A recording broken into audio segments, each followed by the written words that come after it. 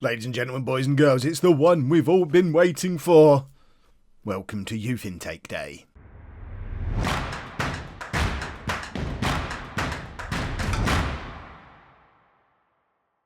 Hello and welcome to part 7 of It's Coming Home. I'm Kev, and coming up on today's episode we have 2 games at home in the league, massive games that we have to win if we're realistic about getting into the playoffs. We're at home against Sheffield and against Belper Town, and we're reaching the business end of the season. This is what's been going on since you were last with me. We've not played a huge number of games, and we won 2 of them, lost 1, drew 1. It's mid-table form, and we are slowly drifting towards the mid-table. This is how the league table looks with 8 games remaining. We're on 47 points in 6th place. Stamford directly above us, 51 points and a game in hand. If they win that game in hand, then we're chasing Sheffield. That's a 5-point gap, and that's who we play today. These are big, important games. If we don't win both of these, I think we've got to accept the fact we are going to be a mid-table team. Anthony Harris, though, is charging towards 30 goals of the season, which is marvellous stuff. And, of course, what you're all really here for is the youth intake. So let's have a look at our under-18s. How's the easiest way to do this? Let's sort by... I guess we sort by potential ability, or... do we sort by ability? Because I guess we're looking for the ones who are going to come into the team quickly. Mick Powell, he's not the latest youth intake, but where did 3.5-star current ability come from for you, Mick Powell? Who I've just largely ignored and never played, yet you've been here all season. Right, one moment. We'll be back to the youths in a second. Under 18s, Mick Powell. What do you want to be? You're a poacher. If he's almost as good as Anthony Harris, I feel like I probably should have given him a game at some point. So let's get Mick Powell into the team. James Hayter can come on the bench. Seth Patrick's going to feel a little bit hard done by here. We don't need a right back on the bench, an unfit right back. So we'll just try him. We'll be back to him in a little while. But the under-18 squad, so this is what we've got. We're looking for the 15-year-olds because, in fact, we are going to sort by age. It's probably going to be the easiest way to do it. So these are the new players that have come in. Everyone who's 15 and 16 are this year's youth intake. So we've got quite a few who are looking pretty good. Lots of 5-star potential. I'm not going to go through them all, but I am going to pick out the ones who are close to being in the first team. So Nathan Curry, 1.5-star current ability, 5-star potential. He is a winger, so if he does start to fulfil some of that potential, if he does a Mick Powell and just goes up to 3.5 stars from nowhere, we're going to have to find a way to get a winger in the team. So he's someone to keep an eye on. I might actually have to keep an eye on my youth team from now on. I can't believe I've missed a player who's developed to that extent. Does that happen a lot? He's better than Shane Phillips. Now, he certainly wasn't better than Shane Phillips at the start of the season, because Phillips I identified straight away and got him in the first team squad pre-season. Mick Powell, I've not even noticed. He's got 28 goals from 28 games for the youths. My word, how have I not... A 7.61 for our youth team. I feel a bit silly now. I probably could have been playing him all year. We're going to pretend that didn't happen. Ryan John is another one who is a left back, can also play right back, but realistically, he's probably going to be our starting left back next season. 2-star current ability, 5-star potential. It'll be nice to have a left back that we'll have in for 2 years. So Ryan John will come into the team next year. James Umar is a goalkeeper. He's on 1-star current ability, again with the 5-star potential. Who else have we got who's on the cusp of the first team? Henry Cheese. Is a centre-back who can also play as a defensive midfielder. But realistically, again, if he's a centre-back who we can keep here for 2 years, if we can just bump that up to 2.5 stars, he's as good as what we've got in our first team already. He's almost as good as Ian Brown and Joe McNulty, who've played plenty of games. Henry Cheese is going to be close to a starting centre-back, if not a starting centre-back next season. And then Jack Edinburgh is another one who's a central midfielder, 1-star current ability, 5-star potential. But again, if you compare him to what we've got, we know Jack Turnbull's leaving for the glorious life of the Football League. And if you look at what we've got behind him, Phillips can't play in central midfield. Lewis Tomlinson will probably be gone. He's he's not. I mean, I don't know. He's not really fulfilled his potential, but I guess he's an option. But Edinburgh is in the top 4 or 5 central midfielders we've got as it stands, and there's plenty more. You've got plenty of potential as well. And now I know that they could do a Mick Powell. We're going to keep a closer eye on that youth system. I don't think we've had any transfers since you were last with me, because there hasn't really been time to have any. I think James Whiting, was he? I think he was already here. If not, we have brought in a midfielder to replace Turnbull. James Whiting, 2-star current ability, 5-star potential. He's only 18, coming from Portsmouth, so he's going to be an option. But for now, we're going to stick with Turnbull. He's going to go and play in League One next year, or a League One youth team next year, presumably. How old are you, Mr. Turnbull? 21. A League One reserve team then next season. They're only paying him £160 a week. I don't really understand the transfer from Southend's point of view, but they just want to spoil our fun, I guess. I'd rather he went there than to a divisional rival, I guess. But for now, we're going to absolutely keep playing him, and this is going to be our team for today. So we've got Brannigan in goal, a back four of McNally, Smith, McNulty and Samuels, with Morris at the base of the midfield, Turnbull and Davies in front of him, Sagaf as the attacking midfielder.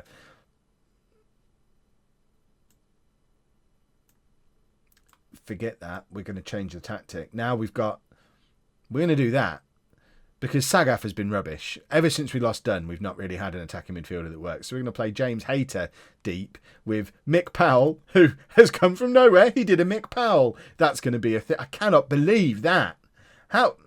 Where's the development? Attribute changes. I mean, look at, what's that one? I mean, I'm colourblind. I can't. Off the ball has gone up ridiculously. He is, he's training well, it's fair to, that's only the last month. Hold on. Okay, 6 months is the same.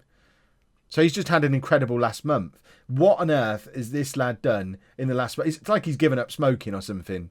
We started having a third Weetabix for breakfast, and suddenly Mick Powell is, I mean, he might be rubbish when he plays, but we're going to try him today alongside, obviously, Anthony Harris. But if Mick Powell is a youngster as well, he's a youth contract. We could potentially have a very good strike partnership next year with Powell and Harris, both tied down for contracts till the end of next season as youth players. They'll both be gone the season after because we won't be able to afford to keep them. But that's the future there. I like the fact we're building with our youth team. Right, let's get into the game. We're playing Sheffield. So, yeah, is Amy Fern refereeing this game again? Amy Fern, I think she is Holme's personal referee. She referees every single one of our matches. I am certain of it. I need one of you to go back and watch back through previous episodes and see if there's ever been a match that wasn't refereed by Amy Fern. This has got to be against the rules of the league. Right, what do we want to do? It's time to start. It is time to start improving. We want to get up into the playoffs where Sheffield already are. There she is again. Look, Amy Fern. She probably lives in Yaxley. That's the only explanation for it. But then she follows us around the country as well. She's our referee for our away games as well. It can't be fair. We should be getting special treatment from her if she's on our wage bill. But they've got Rich de Groot in their team. Oh, that's so sad. Is this the first time we've come up against one of our former players? That's just... Oh, does that make you feel as sad as it makes me feel? Rich, you could be playing for us still. Why did you go to Sheffield? Now we've got even more motivation to force Sheffield out of this promotion picture because they stole our right back. And there's Mick Powell and Brad Smith, and Anthony Harris somehow gets the assist. I think that's very generous. He took the corner. It's new boy Mick Powell who's headed it towards goal, I think. So the corner comes in from Harris. And yeah, Mick Powell is going to feel very hard done by that Anthony Harris gets the assist there. I'm not sure that's how football works. But either way, we've gone 1-0 up. Brad Smith puts us ahead. And as it stands, I mean, all it does is drag us a little bit closer to Sheffield. We need a run of results to actually force our way back into the playoffs because we've been mediocre for too long. We had that spell of 6 or 7 games where we didn't win a match, and we're not really playing consistently since then either. So hopefully Mick Powell's going to be the difference maker. Let's continue to be assertive. Don't get complacent. Yeah, absolutely don't get complacent. Why have we got so many players hovering around the centre circle there? I know we're playing with 3 strikers, but that seemed excessive. Has Harris just been fouled? I think he has. Right, here we go. Who's taking the free kick? No idea who this is. It's Morris. Morris to take the free kick. And he shoots. What a goal from Dean Morris! I didn't know he could do that. I was fully expecting him to float across in. Oh, Dean Morris has just added another string to his bow. That is one of the best free kicks I've ever seen. That was perfect. And all of a sudden, my word, we're 2-0 up against promotion chasing Sheffield. And now we've got to start taking this playoff push seriously. We look like a good team again. It's the Powell effect. There's Mr. League One, Turnbull, back to Morris, Davis, to Hayter, Turnbull, tries to find Powell, but Rich de Groot, the turncoat, is in the way. Right, Brannigan, just slow the game down. Brannigan, I don't know your first name. Branny. We'll call you Branny. What's Brannigan's first name? De Groot again. We've got to be closing him down. We can't let him... Oh, he's going to get an assist, isn't he? That's why Rich de Groot was such a good player for us. That was painful. And Wade Fairhurst, I'm fairly sure I've heard of him. Bournemouth, maybe? Way back when? Does that make sense? We need to have a look at him. I need to test my lower league football knowledge. Wade Fairhurst, 29 now. Not Bournemouth. No, I know nothing about anything. Doncaster, Macclesfield. Yeah, I mean, Bournemouth's not on there. Every other club apart from Bournemouth is on there. And now we've clicked on him, he's going to score again as well. Oh, good. The replay's still going. I was hoping we'd still get to see the goal. Right, Mick Powell's not having a very good game, despite how excited we were about him. Perhaps we don't have to fully trust the star ratings. Perhaps we should have taken one of the strikers off when we went 2-0 up. There's a lot of perhapses, but the important thing is I've not done any of those things. I just want to win the game. Right, Smith nods down to Davis. Davis over the top. Here's Mick Powell. Chance to prove himself. Mick Powell straight at the keeper, but on the rebound. Mick Powell's done a Mick Powell. He's got his first goal of the season. First ever goal, apart from those 28 he scored for our under-18s. And wowzers. We've got another young striker, boys and girls. And the ridiculous thing is we've had him all season and I've just not noticed him. How have I not noticed him? I don't understand. All that time wasted on Seth Patrick and James Hayter. We could have been playing these two together all year. Rich de Groot's on a booking. It'd be lovely if he got himself sent off. Right, Hayter can come off now and we're going to bring on Sagath and we're just going to do this and drop him back in there and go back to what we were going to be doing at the start. And should we have a look at James Whiting? James Whiting, which version of midfielder are you? I think he's signed deliberately to be a direct replacement for Turnbull. He is. He wants to be a central midfielder attacking. So we're going to get him on doing exactly that. And let's see if Whiting's any good. Obviously, if it looks like he might be a player we want to use next year, then as soon as we're not in with a chance of getting promoted, I guess we start playing him this year to get some experience into him and just pretend Turnbull doesn't exist anymore as he's basically doing a Rich de Groot and turning on us. Phillips can have another game playing in central midfield that's where I see his future. Although a lot of people have said we should be converting either him or Morris to being a centre-back as they're going to be here next year. Let's get him playing at centre-back. We're wasting Phillips by having him on the bench the whole time, but I think central midfield for him. Harris is in, and Anthony Harris gets his 35th goal of the season, and that's 4-1 to home, and we have put Sheffield in their place today, and that was beautiful stuff from Harris. It's a decent ball over the top from Sagath, actually. I was a bit critical of him before the match, but he's done well there. And Anthony Harris just doesn't miss. He does not miss from situations like that. And at 4-1 up, if only we could do this every week, we would have won the title. Powell's had a very good game. Harris has had a very good game. We've all had very good games today. This has been a pleasant experience. I've enjoyed myself today, boys and girls. Phillips now over the top, aiming for Harris, doesn't quite get there. And Phillips does. I mean, he runs around a lot, doesn't he? He looks a little bit lost in central midfield, but I'm not bothered because we've just won a game. We've also had 200 people turn up. I don't know how that compares to our normal attendances. 200 people feels like a lot. I am happy with the result.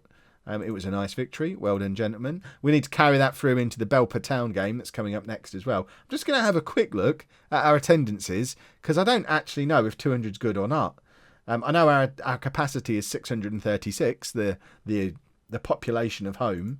But how many do we normally get for a home game? 192, 190. So we normally get around 200. In fact, no, we've started getting around 200 recently. Big local derby against Stamford got a lot of people in for the narrative. That's away against Tamworth. Yeah, so 200's a pretty decent attendance as well. We've got people turning up, which is good.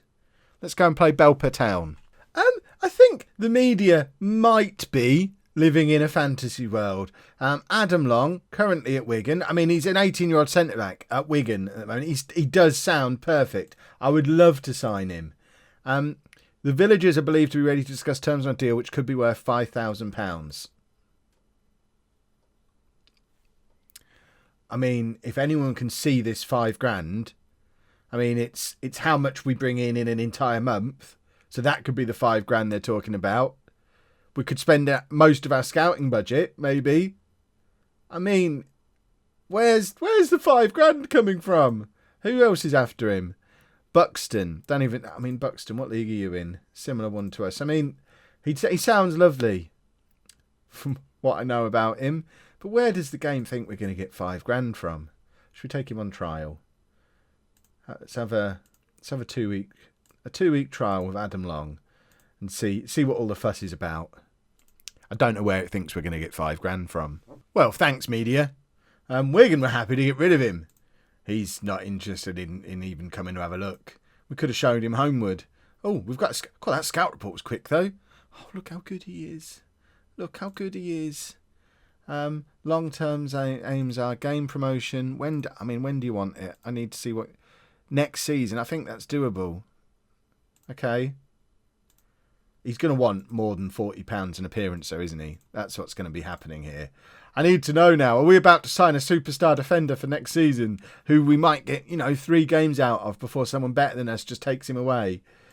Do we get to Long's contract talks commence? That's our entire wage budget! You moron! You're not having that, obviously! I don't know why the board would let me give that. You can have 60 and you can like it. Welcome to Transfers with Kev. No changes for the... who are we playing? Belper. No changes for the Belper game then. Why would we make changes when we just thumped promotion rivals? That would be crazy talk. Let's get into the game. The teams are warming up. I don't usually commentate on that bit, but felt like it added something to the video. Team talk. Assertive. Recent form standards have them 17th and us 3rd. Look, 3rd on... Our form's been rubbish and we're the 3rd best in-form team in the division. If we don't make it into the playoffs, there's something wrong. If everyone else is playing even worse than we are in the last 10 matches or so, we've probably only won 4 or 5 of our last 10 games. And that's the 3rd best form in the division. I don't understand football. Morris with the free kick. I thought he was going to stick that one in the top corner again, and I was going to be delighted if he did. Alas, 'twas not to be. And we need to keep an eye on Belper a little bit. They are in the relegation zone, but this is just the kind of banana skin that the form we've been in, we're likely to slip up on. And they're coming at us a little bit here. We need to get some men behind the ball, get the ball off them, and then go and score a goal. So, that's very basic football tactics. That was awful. How did they not score there? They're not very good, are they? They're going to beat us now because it's just funny. And we've won a free kick. I thought we'd given away a penalty. We haven't. Right. Throw in. McNally to Powell. Right. Let's do it. Let's try again. Brad Smith, who's very quickly becoming my favourite player because he's just a very good defender. McNulty. Big ball over the top for Powell to chase. Powell is tackled. It did take 2 men, though. So we're not going to be critical of him just yet. I never like a striker wearing a number 11. I think for me to fully get on board with the Mick Powell movement, I need to stop him wearing the number 11. But here's Powell again. Back to McNally. Cross goes over to Anthony Harris, who, of course, scores because that's what he does. Number 36 of the season for Anthony Harris. And I think, as things stand, that puts us back up into the playoff picture. We'll have a look at that in just a second. But it's a lovely cross from McNally and Harris, Harris's weakness, if you look on his team, on his player report, his weakness is he's not an aerial threat. Just scored yet another header. And as it stands, we're up to 4th place. We're not going to catch the top 3. Our best hope is that we can finish 4th and use that to get a slightly better game in the first round of the playoffs. But someone has posted, I think in yesterday's video, a link to a video that explains the playoff system at this level. They are an absolute mess. If we do get there, it's going to be a fun learning experience for us all, including the super playoffs, which it's not as fun as it sounds. It basically means we could win our playoffs and still not get promoted. That's the tagline of the super playoffs. Right, don't want complacency. We did that exact half-time team talk against Sheffield in the last game, and it worked a treat. So hopefully it will work a treat again today. I am a little bit worried that we're only 1-0 up against a team we are supposedly much, much better than. More of a worry is the fact we're not really creating any chances either. We're getting a lot of the ball, but not really doing very much with it. And considering we've got 3 strikers on, you'd expect a little bit more attacking oomph. Smith heads just over from the Harris corner, and again, it's just kind of a nothing chance. If that's one of the best highlights of this second half, that shows you the quality of football being played in this game. We need to put a rocket up ourselves. In fact, we need to show some passion. And Cross comes in, and I thought they'd scored. If they were a decent team, they'd be 2-1 up at this point, because they've had some very good chances. They've just not been very good, and they haven't converted them, and that's probably why they're sat down in the relegation zone. Right, James Hayter. I mean, to be honest, I think Hayter and Powell are both coming off. Patrick can come on for Powell, and we're going to bring Sagaf on for Hayter, and we're going to drop back to this. We actually looked probably better with the diamond in the last game. I think we started to play better once Sagaf came on. So perhaps James Hayter's days are numbered. We've got Dean Morris has done it again. I hope nobody from the bigger leagues is watching, because Dean Morris, not only is he the best player at the club on a star rating basis, he's been a solid ball winning midfielder all season, protecting our defence. He's learnt to do that, and that's we don't need him to be good at anything else. It was fine just having him protect the defence the whole time. If he's going to start scoring free kicks every match, we're not going to keep hold of him. Let's make the Whiting for Turnbull change again. I am wondering, though, whether James Hayter's days are numbered, because we've got Harris, we've got Powell, we've got Seth Patrick. Is James Hayter now our 4th choice striker? Oh no, Anthony Harris has pulled a hamstring. Right, how long are you out with a pulled hamstring for? This could be a disaster for our playoff push. We've finally made it back up to 4th place again with 6 games to go, but if we're about to lose the best striker in the division for most of that run-in, forget about it. I guess this is James Hayter's way of getting back in the team. It was a good win. I don't really care at the moment, though. I want to get to my inbox and see what's up with Anthony Harris. I don't know how long a pulled hamstring lasts. Is it a short thing or a long thing? I guess it depends if it's pulled or torn, maybe. Don't be torn. Pulled could be a couple of days, couldn't it? Maybe. Anthony Harris, I don't want to look. I've not looked yet. Is it bad? Oh, that's the rest of the season. 5 weeks from now, he might be back for Stamford. We've got to do 5 matches without Anthony Harris. I don't know what... I actually physio out for 3 weeks. It's not quite so bad. But still, how do you injure a hamstring getting tackled? Well... Dean Morris does need to step up and just start scoring every game then. He needs to replace Harris as our goal-scoring threat. Well, I guess James Hayter survives a little longer. And we are going to be back probably for Spalding and Stamford. We'll just do the last 2 games of what should hopefully be the last 2 games of the regular season. And then hopefully we have a little bit of a playoff treat to end the season off as well. But we'll do these 4 games. We'll be back for Spalding. We'll have a Stamford struggle on the last day. And then hopefully we'll get promoted, and I get to stop referencing Stamford constantly like I am at the moment. I'm not proud of myself. It's fun though. If you don't know what I'm talking about, it's probably for the best. If you have enjoyed that, please make sure you leave a nice big thumbs up on there for me. Subscribe to the channel for daily Football Manager videos, and thank you very much for watching.